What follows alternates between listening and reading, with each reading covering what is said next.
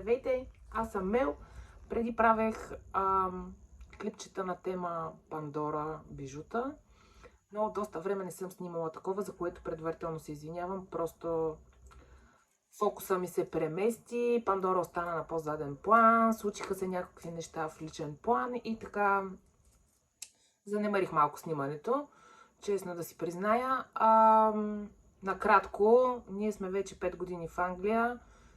Тук работата е доста, пътуването е доста и просто нямаш никакво време за странични неща.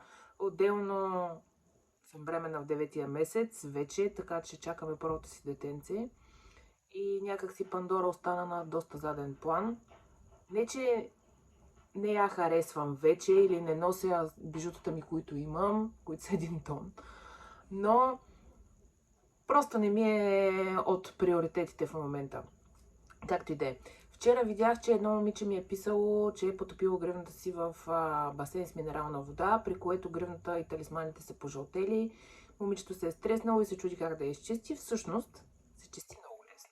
Трябва ви една купичка, малко фолио, домакинско фолио, една чайна лъжичка сода за хляб и гореща вода.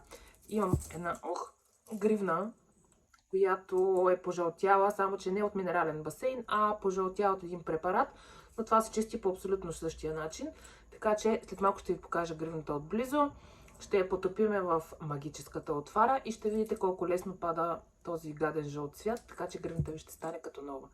Хайде да отиваме да правиме магията. Ето я и гривната, не знам дали ще видите хубаво, но ето, приближавам тези крайните 3 талисманчета и част от гривната са много пожълтели, тези са си сравнително окей. Но ще изчистим цялата, даже няма да я разглобявам. Така, сега, ето, да видите на такава светлина, не знам дали се вижда. Да, тук съм си приготвила лъжичка, купичка, сода, фолио и каната ми с топла вода за граването. Слагаме фолиото.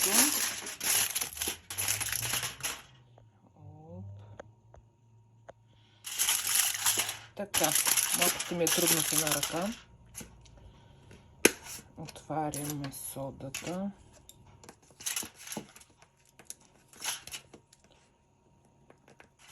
Имаме стабилно количество.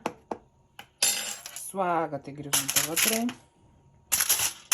Да ви предупредя, ще мирише на развалени яйца. Смърди доста гадно, малко насяра, обаче върши работа. Заливате, докато отшупва. Бъркаме, бъркаме, бъркаме, бъркаме.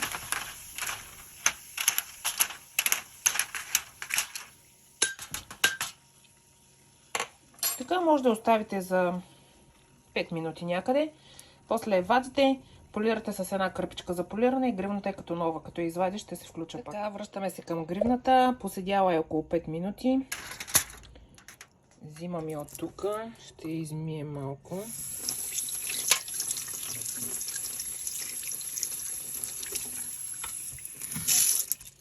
Ето. И дори без да я полирате, погледнете, веднага се е променила.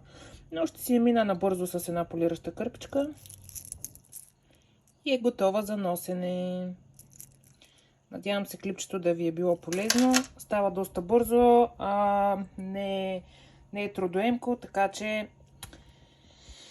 надявам се да съм ви била полезна, пак го казвам. И ако пробвате този номер, кажете доволни ли сте или при вас не върши работа. Хубав ден!